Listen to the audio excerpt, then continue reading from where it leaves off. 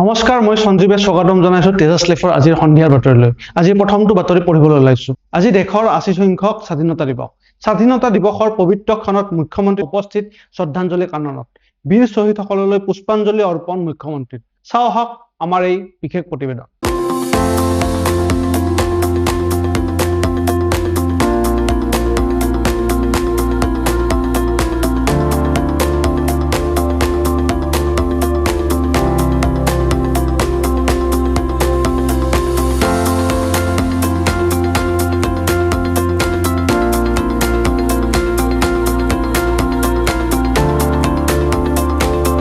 গুৱাহাটীৰ ৰাজীৱ ভৱনতো প্ৰদেশ কংগ্ৰেছৰ স্বাধীনতা দিৱস উদযাপন। পতাকা উত্তোলন কৰে কংগ্ৰেছৰ ৰাজ্যিক সভাপতি গৌৰৱ গগৈয়ে। চাওঁ আহক গুৱাহাটীৰ পৰা আমাৰ সাংবাদিক হিমাশ্ৰী কলিতাই পঠিওৱা এই প্ৰতিবেদন।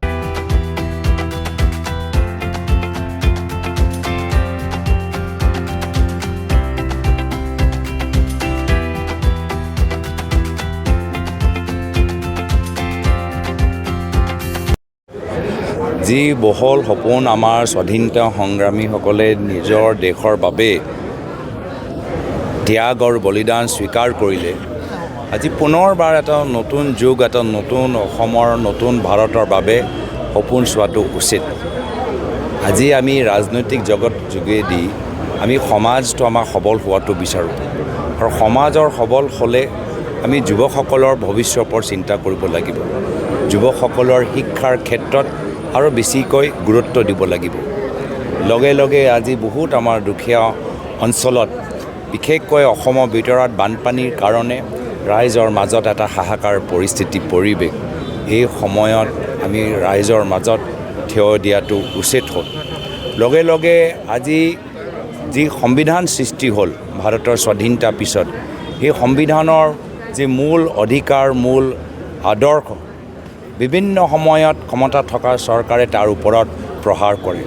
আমি নিজৰ সংবিধানত উল্লেখিত যি অধিকাৰ, যি এগৰাকী নাগৰিকে ব্যৱহাৰ কৰিবলৈ এটা সুবিধা পাইছে, সেই অধিকাৰবোৰ সুৰক্ষা প্ৰদান কৰা আমাৰ কৰ্তব্য।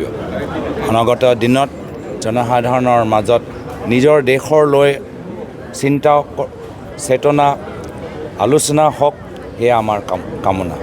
প্ৰত্যেকজনে যে নিজৰ জাতি, নিজৰ সমাজ, নিজৰ প্ৰদেশ আৰু নিজৰ দেশৰ বাবে সংকল্পবদ্ধ হৈ নিজৰ জীৱনত তেওঁলোকে আগবাঢ়ি যাব, এটা দায়িত্ব লৈ আগবাঢ়ি যাব, সেইখিনিয়ে আমি কামনা কৰি আজি এই অনুষ্ঠানত আমি উপস্থিত হৈছোঁ। দাদা, এইটো এতিয়া যিহেতু উজনি অসমৰ যিটো পৰিৱেশ, সেই পৰিৱেশত এতিয়া মুখ্যমন্ত্ৰীয়ে 15,000কৈ পইচা ক্ষতিগ্ৰস্ত পৰিয়ালসকলক দিছে, কিন্তু বহুতে সন্তুষ্ট হোৱা নাই। আপোনালোকে কেনে দেখিছে?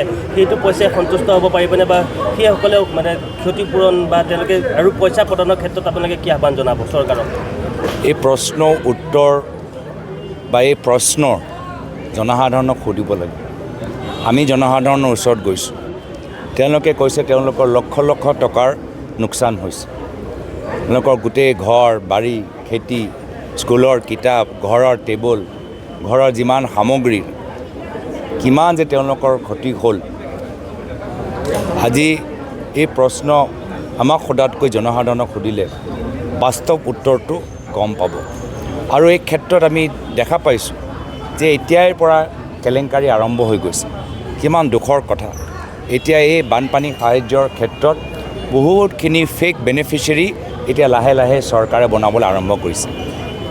ফেক আধাৰ ডিটেইলছ লৈ, ভুৱা আধাৰ কাৰ্ডৰ ডিটেইলছ লৈ এতিয়া বাস্তৱ মানুহক সহায় কৰাতকৈ বিজেপিয়ে নিজৰ কিছু কৰ্মীখিনিক আৰু নিজৰ কিছু নেতাসকলৰ পকেটত আৰু পইচা যাওক, সেইখিনি লৈ আজি তেওঁলোকৰ বিভিন্ন স্থানত ৰণকৌশল এটা সৃষ্টি হৈছে। কিমান দুখৰ কথা যে যি আধাৰ লৈ আজি জনসাধাৰণে নিশ্চিত হ'ব লাগে যে তেওঁলোকৰ প্ৰাপ্য তেওঁলোকে পাবই, আজি সেই আধাৰ কাৰ্ডৰ ডিটেইলছত আজি বিজেপি চৰকাৰে ভ্ৰষ্টাচাৰী এটা চিন্তাধাৰা লৈ আজি ভুৱা বেনিফিচিয়াৰী তৈয়াৰ কৰিছে। আৰু এইটো নতুন কথা নহয়, ইয়াৰ আগতো আমি দেখা পাইছোঁ। PM কিষাণত কিমান ভুৱা বেনিফিচিয়াৰী সৃষ্টি হ'ল আমি গম পোৱা নাই নেকি? ইয়াতো আমি যি ভিতৰৰ খবৰ পাইছোঁ, বানপানী সাহায্যৰ ক্ষেত্ৰত 15,000 টকা, এই ক্ষেত্ৰত বিজেপি দলে বহুত আধাৰৰ ভুৱা আধাৰ কাৰ্ড ডিটেইল লৈ ভুৱা বেনিফিচিয়াৰী লৈ নিজৰে মানুহৰ মাজত বিতৰণ কৰিবলৈ চেষ্টা কৰিছে। দাদা আৰু এটা সুধিছোঁ, নগাঁও যিহেতু উপ নিৰ্বাচন আহি আছে, AIDFে প্ৰাৰ্থী ঘোষণাই কৰিলে, বিজেপিও সাজু বুলি কৈছে, কংগ্ৰেছ কেনেধৰণে সাজু বা কিবা ষ্ট্ৰেটেজি কেনেকুৱা হ'ব, কি হ'ব? নগাঁও উপ নিৰ্বাচনত কংগ্ৰেছ দলৰ জয়লাভ হোৱাটো নিশ্চিত। আপোনালোকে দেখিছেই যে যোৱা দুটা উপনিৰ্বাচনত যোৱা তিনিটা উপনিৰ্বাচনৰ ভিতৰত গুজৰাটত, মধ্যপ্ৰদেশত, বিহাৰত তাৰ মাজত মাত্ৰ এটাই উপনিৰ্বাচন গুজৰাটৰ ভিতৰত বিজেপি দল জিকিবলৈ সক্ষম হ'ল আৰু তাত তেওঁলোকৰ ভোট আগতকৈ কমিলে। আজি গোটেই ভাৰতবৰ্ষত যি এটা পৰিস্থিতি পৰিৱেশ, জেনজিৰ মাজত যি আন্দোলন, জেনজি অভিভাৱকসকলৰ মাজত এটা নতুন চিন্তাধাৰা, নতুন চেতনা, সেইটোৱে প্ৰমাণ কৰি দিছে যে মানুহবোৰ আজি বিজেপিৰ প্ৰতি আজি মোহভংগ হৈছে আৰু মানুহবোৰে আগন্তুক দিনত এটা অল্টাৰনেটিভ বিচাৰে, বিকল্প বিচাৰে আৰু নগাঁৱৰ ভিতৰতো আপোনালোকে একে পৰিস্থিতি পৰিৱেশ দেখা পাব। আজি দেশৰ 80 সংখ্যক স্বাধীনতা দিৱসৰ দিনটোতেই প্ৰতিবাদত বহিল অখিল গগৈ। বন্যাতসকলৰ উপযুক্ত ক্ষতিকৰণৰ দাবীত অখিল গগৈৰ প্ৰতিবাদ। শিৱসাগৰ জিলা আয়ুক্ত কাৰ্যালয়ৰ সন্মুখত অনশনত বহিল অখিল গগৈ। চাওঁ আহক শিৱসাগৰৰ পৰা আমাৰ সাংবাদিক অৰ্পণা ভৰালীয়ে পঠিওৱা এই প্ৰতিবেদন। মূলত চাৰিটা দাবীৰ ভিত্তিত এই অনশন কাৰ্যসূচী অংশগ্ৰহণ কৰিছোঁ। আজি 80তম স্বাধীনতা দিৱসৰ দিনা সমগ্ৰ দেশবাসীয়ে যি সময়ত স্বাধীনতা উপভোগ কৰিছে, আনন্দ প্ৰকাশ কৰিছে, সেই সময়ত আমি ইয়াত অনশনত দীঘৰতালত বহিছোঁ চাৰিটা দাবী। 1 নম্বৰ, যোৱা 19 জুলাই তাৰিখৰ দিনা যি মহাপ্ৰলয় আমাৰ তিনিখন জিলা শিৱসাগৰ, চৰাইদেউ আৰু যোৰহাটত হ'ল, সেই মহাপ্ৰলয়ৰ আমি নেশ্যনেল ডিজাষ্টাৰ ঘোষণা কৰিবৰ কাৰণে দাবী। দ্বিতীয়তে, মহাপ্ৰলয়ৰ কাৰণ উদ্ভাৱনৰ কাৰণে CBI তদন্ত দাবী উত্থাপন কৰিছোঁ। অসমৰ মুখ্যমন্ত্ৰীয়ে কৈছিলে যে ডাৱৰ বিস্ফোৰণৰ কাৰণে হৈছে, কিন্তু ইতিমধ্যে IMD আৰু অন্যান্য অনুষ্ঠান প্ৰতিষ্ঠানে কৈ দিলে যে ডাৱৰ বিস্ফোৰণৰ লগত ইয়াৰ কোনো সম্পৰ্ক নাই। ডাৱৰ বিস্ফোৰণ হ'বলৈ হ'লে 1 ঘণ্টাত 100 মিলিমিটাৰ বৰষুণ হ'ব লাগিব। 24 ঘণ্টাতহে 137 মিলিমিটাৰ বৰষুণ সেইদিনা নাগালেণ্ডত পৰিছিল। গতিকে ইয়াৰ ডাৱৰ বিস্ফোৰণ নহয়। এই গোটেই ঘটনাৰ কাৰণে মুখ্যমন্ত্ৰী হিমন্ত বিশ্ব শৰ্মাৰ মন্ত্ৰীসভাৰ কিছুমান মন্ত্ৰী আৰু বিধায়ক ইয়াৰ কাৰণে জগৰীয়া, কয়লা খনন, বালি খনন আৰু শিল খনন ইয়াৰ কাৰণে জগৰীয়া। গতিকে ইয়াৰ ওপৰত তদন্ত কৰি ব্যৱস্থা গ্ৰহণ কৰিবৰ কাৰণে আমাৰ তৃতীয় কিন্তু মূল দাবীটো হ'ল প্ৰত্যেকটো পৰিয়াল আৰু প্ৰত্যেকখন ব্যৱসায়িক প্ৰতিষ্ঠানত 10 লাখ টকাকৈ ক্ষতিপূৰণ দিয়া। এইটো আমাৰ মূল দাবী। আৰু চতুৰ্থ দাবীটো হ'ল যে আমাৰ শিৱসাগৰ সমষ্টি আৰু অন্য সমষ্টিকেইটাৰ ইনফ্ৰাষ্ট্ৰাকচাৰ, আমাৰ 80% মানুহৰ ঘৰত পানী উঠিছে, 60% আমাৰ ৰাস্তা ভাঙি শেষ হৈ গৈছে। গতিকে নতুন ৰাস্তা পদূলি বনাবৰ কাৰণে অতি সোনকালে আন্তঃগাঁথনি নিৰ্মাণৰ কাৰণে পুঁজি ঘোষণা কৰিব। বজালীৰ সৰুপেটাত মহা তেজাছ ট্ৰাষ্টৰ উদ্যোগত স্বাধীনতা দিৱস উদযাপন। শিক্ষাদা গুৰুকুল আৰু তেজাছ লাইফৰ সহযোগত অনুষ্ঠিত হয় মাৰাথান দৌৰ প্ৰতিযোগিতা। প্ৰতিযোগিতাখন আনুষ্ঠানিকভাৱে ফ্লেগ অফ কৰে প্ৰবীণ খেলুৱৈ দিলীপ কুমাৰ দাসে। চাওঁ আহক আমাৰ এই বিশেষ প্ৰতিবেদন। নমস্কাৰ। Maha Tejas trust, Shikshada Gurukul and Tejas Life organize the marathon race, 11-kilometer marathon race, 15 August on Independence Day occasion.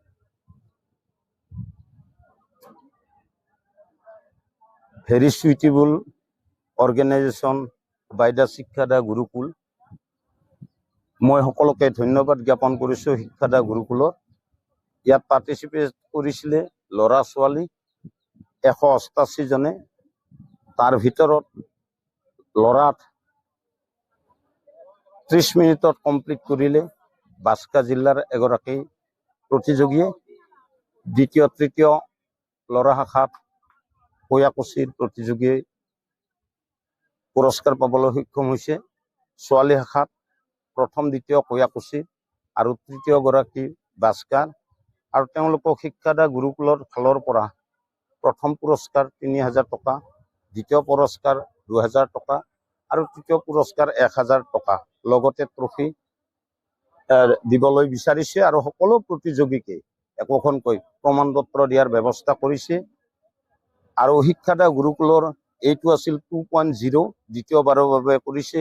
মই আশা কৰিছোঁ শিক্ষাদা গুৰুকুলে এই মাৰাথান দৌৰটো যাতে প্ৰতি বছৰে এনেকৈ 25 বছৰ 50 বছৰ 100 বছৰ চলাই যাব পাৰে তাৰ কামনা কৰিছোঁ।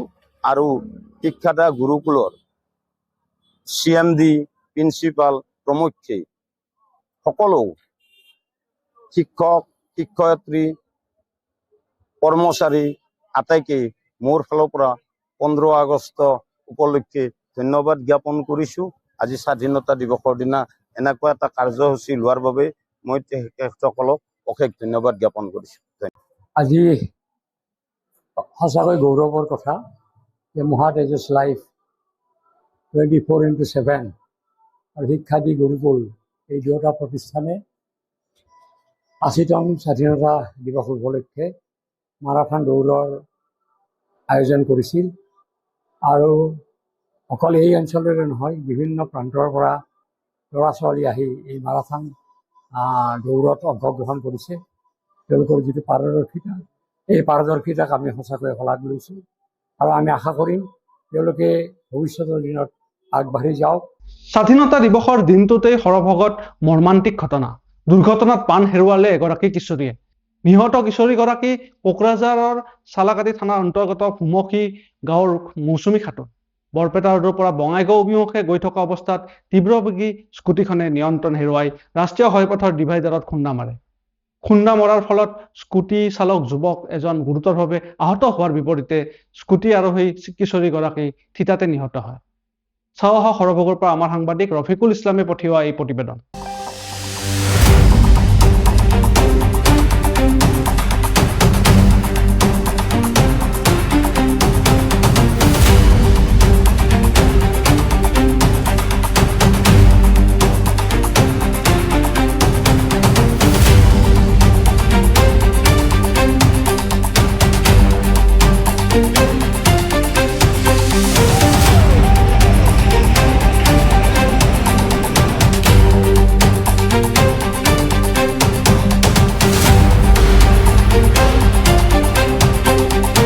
আজিও হাম কটা নাই অৰুণাচলীৰ 11জনকৈ অসমীয়া গুলীচালনাৰ ঘটনা। অলপতে অৰুণাচলীৰ নিঃসংগ গুলীচালনাৰ ঘটনাত আহত হৈছিল 11গৰাকীকৈ অসমীয়া। গোগামুখত যুৱ ছাত্ৰ পৰিষদৰ জোৰলৈ সমদল। অপৰাধীক শাস্তি প্ৰদানৰ লগতে সীমা সমস্যা সমাধানৰ দাবীত এই প্ৰতিবাদ। চাওঁ আহক ধেমাজিৰ পৰা আমাৰ সাংবাদিক জিদ্দু কছে পঠিওৱা এই প্ৰতিবেদন।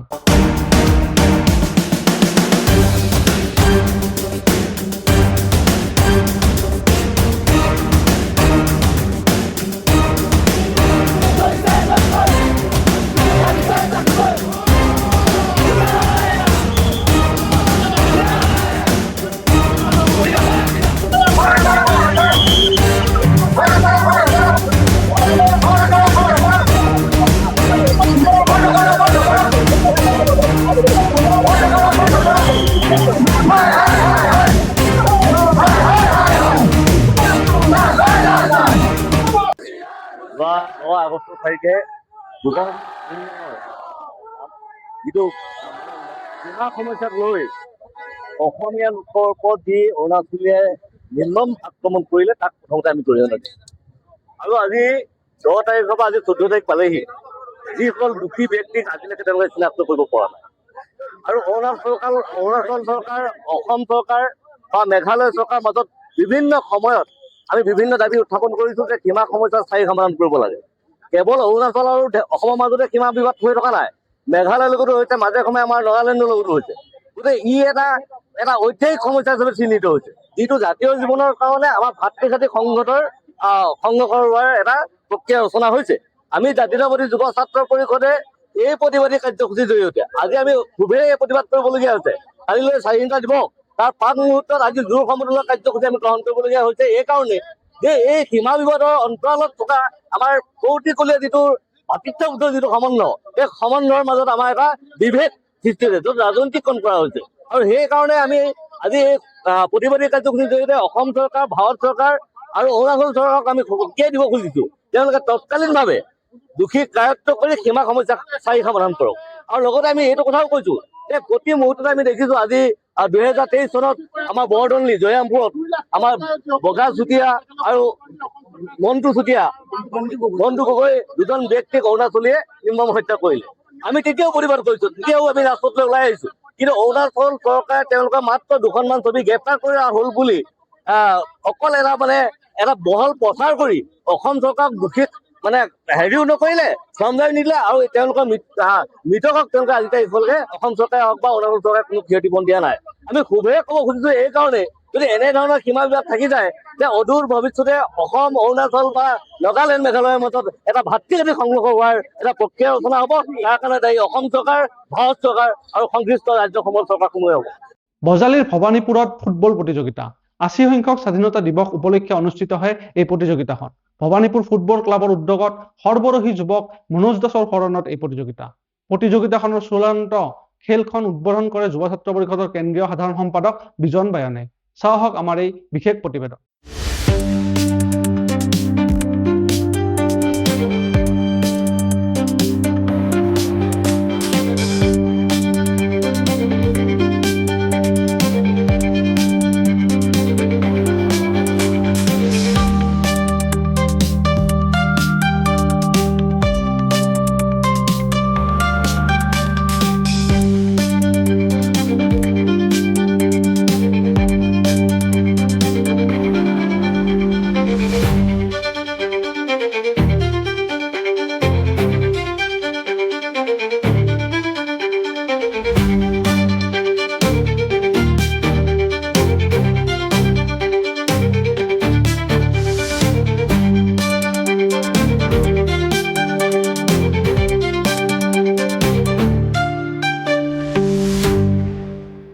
আজিলৈ সন্ধিয়াৰ বাতৰি ইমানেই। চাই থাকিব তেজাছ লাইভ 24x7।